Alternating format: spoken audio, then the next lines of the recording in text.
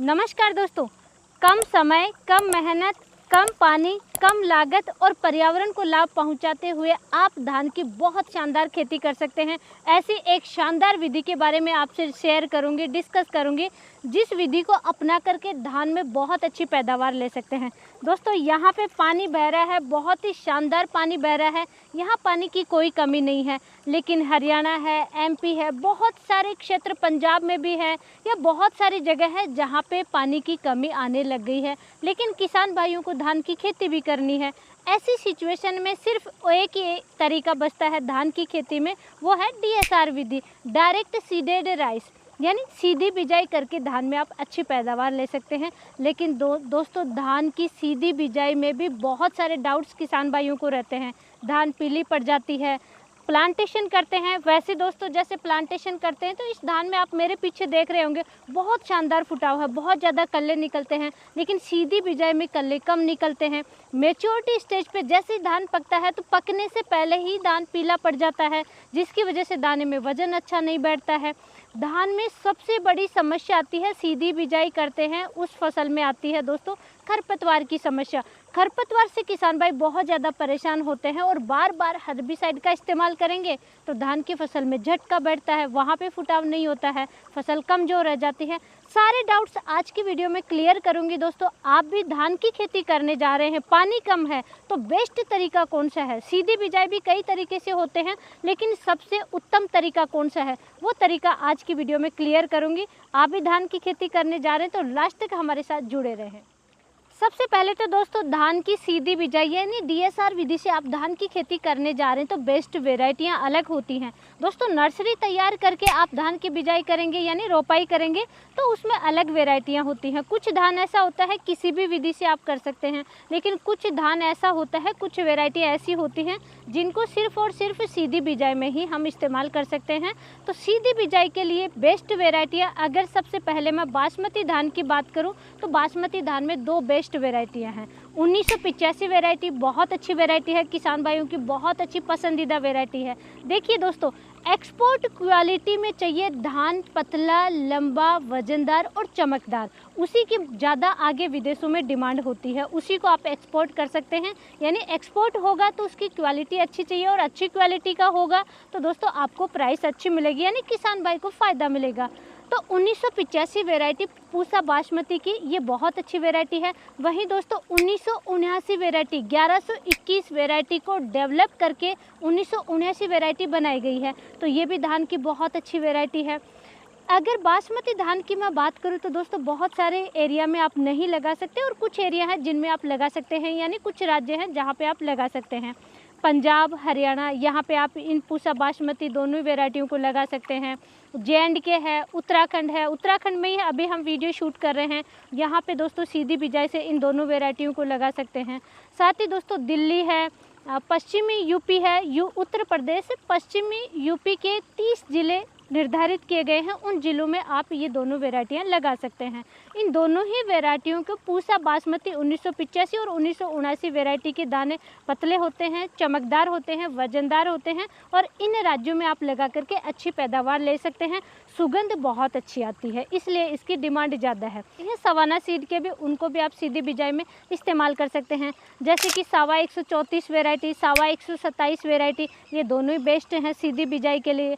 PR 126 variety कम समय की बहुत शानदार वेराइटी है। इसमें सिर्फ एक समस्या आती है, जहाँ पे ज़्यादा बारिश आएगी वहाँ पे लास्ट में चल करके दोस्तों हल्दी रोग की समस्या लास्ट ईयर देखने को मिली, क्योंकि लास्ट ईयर बारिश भी ज़्यादा थी हार्वेस्टिंग के समय, तो उससे आपको बचाना है। बाकी इसमें बहुत अच्छी पैदावार मिलती है। PR 126 वेराइटी, वहीं PR 131 वेराइटी भी बेस्ट है। तो ये कुछ वेराइटियाँ हैं, इनमें से कोई भी वेराइटी आप लगा सकते हैं, सीधी बिजाई कर सकते हैं।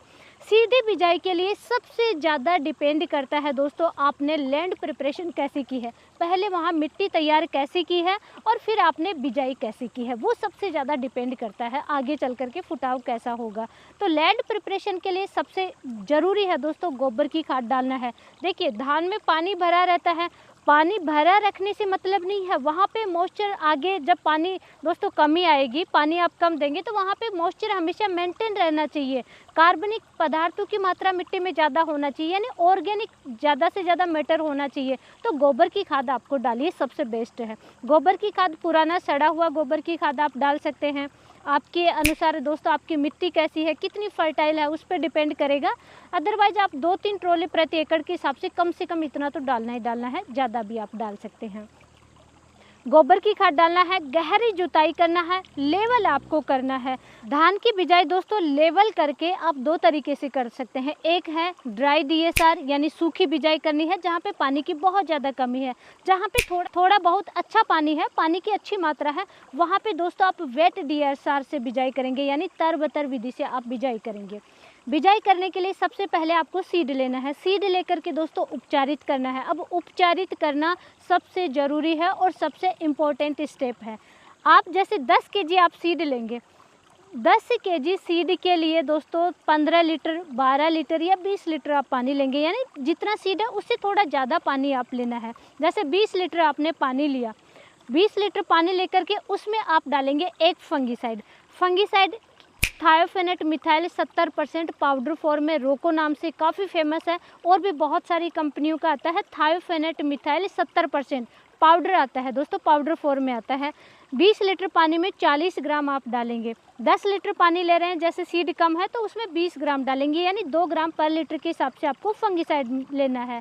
अगर आपके पास थायोफेनेट मिथाइल नहीं है तो आप दोस्तों कार्बनडाजिम ले सकते हैं, कार्बनडाजिम प्लस मैनकोजेब, बहुत सारे फंगीसाइड आते हैं, कोई भी फंगीसाइड आप ले सकते हैं।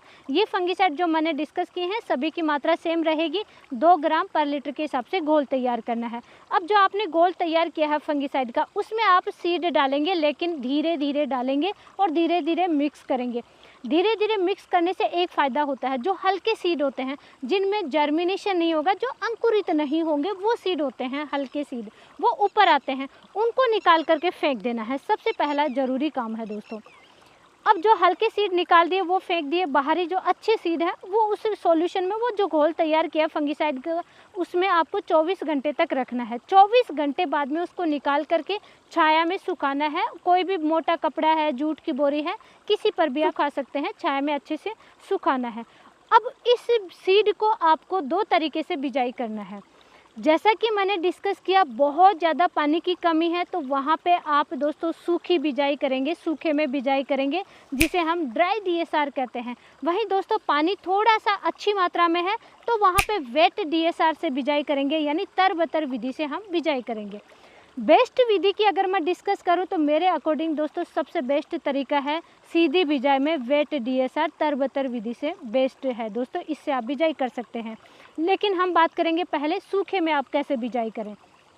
आपने लेवल किया, सीड आपने तैयार कर लिया, सीधा ऐसे ही आप फिर बिजाई कर देंगे। देखिए कुछ मशीनें आती हैं जिनमें सीड भी साथ में बिजाई होता है, वहीं दोस्तों फर्टिलाइज़र भी साथ में बिजाई होता है, और अभी तो ऐसी भी मशीनें आ रही हैं पीछे पीछे उसी मशीन में सिस्टम लगा हुआ होता है, हर्बिसाइड का भी स्प्रे करता हुआ चलता है। लेकिन सूखी बिजाई में आप पीछे पीछे दोस्तों हर्बिसाइड का इस्तेमाल नहीं कर सकते, क्योंकि पानी बाद में देना पड़ेगा। तो फर्टिलाइज़र और सीड आप साथ में बिजाई कर सकते हैं। आपको बिजाई करके उसके तुरंत बाद में, बिजाई के तुरंत बाद में खेत में पानी भरना है। पानी भरने के बाद में 1 दिन या 2 दिन बाद में जैसे ही आप खेत में जा सकते हैं, इतना पानी सूख जाए, यानी इधर उधर हर्बिसाइड बह के नहीं जाना चाहिए, बिल्कुल सूखना भी नहीं है, लेकिन हाँ अच्छे से थोड़ा थोड़ा पानी रहना चाहिए और खेत में आप आराम से जा सकते हैं। ऐसा खेत हो जाए तभी आपको दोस्तों हर्बिसाइड का इस्तेमाल करना है। पेंडामेथिलिन का आप स्प्रे कर सकते हैं, वहाँ पे आपको खरपतवार की समस्या देखने को नहीं मिलेगी। ये सबसे बेस्ट तरीका है। पेंडामेथिलिन की डोज आप लेंगे दोस्तों 1200 ml से 1500 ml प्रति एकड़ के हिसाब से 250 लीटर पानी में मिक्स करके 1 एकड़ में आप स्प्रे करेंगे। सेकंड जो बेस्ट तरीका है हमारे अकॉर्डिंग, और हमने किसान भाइयों से जैसे जो सीधी बिजाई करते हैं उनसे भी हमने डिस्कस किया कि वेट डीएसआर में, तर-बतर विधि में ज़्यादा अच्छी पैदावार मिलती है। तो वो क्या तरीका है, आपने सेम तरीके से लेवल कर लिया, खेत तैयार करके उसको पानी से भरना है। ये इसमें बेस्ट तरीका होता है। पानी से जैसे भरेंगे उसके बाद में जैसे ही पानी सूख जाएगा, इतना सूखना चाहिए कि मशीन या ट्रैक्टर आपके खेत में जा सके, इतना पानी सूख गया तो फिर से आप हल्की जुताई करेंगे, क्योंकि पानी सूखेगा तो मिट्टी के ऊपर पपड़ी सी बन जाती है, वो पपड़ी नहीं बननी चाहिए, इसलिए हल्की जुताई करेंगे और फिर से पाटा लगा देंगे यानी लेवल करेंगे। या फिर हल्की जुताई करके आप बिजाई कर सकते हैं मशीन से, और मशीन के पीछे ही सिस्टम लगा हुआ होता है, हल्का हल्का वापस पाटा लगता हुआ चला जाता है। तो ये तर बतर विधि में ये प्लस पॉइंट है। साथ ही फर्टिलाइज़र की भी साथ में बिजाई हो जाती है, और सिस्टम लगा हुआ होता है मशीनों में, पीछे पीछे ही पेंडामेथिलिन का स्प्रे भी हो जाता है, हर्बिसाइड का भी स्प्रे हो जाता है। ये तर बतर विधि में सबसे प्लस पॉइंट होता है। इस तरीके से दोनों तरीके में जो आपके पास बेस्ट सुविधा है उसी अनुसार आप धान की बिजाई करेंगे। सूखे में आप बिजाई कर रहे हैं, ड्राई DSR कर रहे हैं, तो 1 इंच से ज़्यादा गहराई पे आपको बिजाई नहीं करनी है। वैसे तो ऑटोमेटिक मशीनों से अभी बिजाई होती है तो ऑटोमेटिक ही उन पे सब कुछ सेट होता है, फिर भी 1 इंच से ज़्यादा गहराई पे आपको नहीं जाना है। 4 से 5 दिन में सीड जर्मिनेट होता हुआ आपको दिख जाएगा। वहीं दोस्तों वेट DSR यानी आप गीला पहले पानी दे रहे हैं फिर आप बिजाई कर रहे हैं, वहाँ पे 7-8 दिन में आपको जर्मिनेशन दिखेगा। और वहाँ पे दोस्तों सीड की मात्रा लेनी है 10 kg प्रति एकड़ के हिसाब से आपको। दोनों ही विधि में आप 10 kg सफिशिएंट मात्रा है। कुछ वेराइटियाँ होती हैं जिनमें 12 kg भी जाता है, कुछ वेराइटियाँ होती हैं जिनमें 8 kg ही सीड प्रति एकड़ के हिसाब से लगता है। वो आप कौन सी वेराइटी ले रहे हैं उस पर डिपेंड करेगा। 10 kg सीड आप किसी भी विधि से बिजाई करें आराम से आप ले सकते हैं। तो इस तरीके से दोस्तों आप सीधी बिजाई करेंगे, पीलापन नहीं आएगा। पानी हमेशा ध्यान रखना है। इसके बाद में बिजाई के बाद में जो पानी देंगे वो लगभग 20 से 22 दिन पे देंगे, और उस समय फर्स्ट फर्टिगेशन जाएगा आपके धान में। और उस समय अगर कोई खरपतवार हो गया है तो 2-3 लीफ का हो जाएगा, उस समय फिर से आप हर्बिसाइड का इस्तेमाल करेंगे। तो आप इस तरीके से सूखी बिजाई करेंगे यानी DSR विधि से धान की खेती करेंगे तो धान में कोई भी समस्या नहीं आएगी, खरपतवार की समस्या नहीं आएगी। आगे दोस्तों फर्स्ट पानी में फर्स्ट फर्टिलाइज़र शानदार तरीके से डालेंगे तो आगे चल कर के फुटाव भी अच्छा देखने को मिलेगा। आप किस तरीके से खेती करते हैं और कौन सी धान की वैरायटी आप लगाने वाले हैं हमें कमेंट करके ज़रूर बताइए। प्रैक्टिकल वीडियो लाने की कोशिश करेंगे। आज की नॉलेजफुल जानकारी के लिए वीडियो को लाइक करें, शेयर ज़रूर करें। धन्यवाद।